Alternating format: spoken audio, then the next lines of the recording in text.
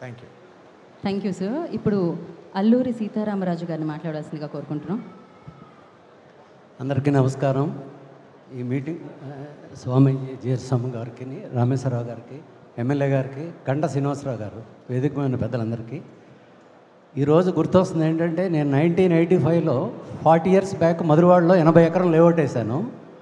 మళ్ళీ 40 ఏళ్ళ తర్వాత ఈ ప్రాజెక్ట్లో కూడా అసోసియేట్ అయ్యాం. చాలా సంతోషంగా ఉంది. 40 లాంగ్ ఇయర్స్ కంప్లీట్.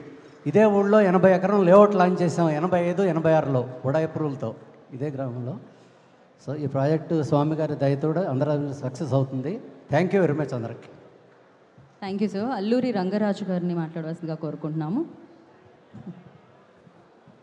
జై శ్రీమన్నారాయణ.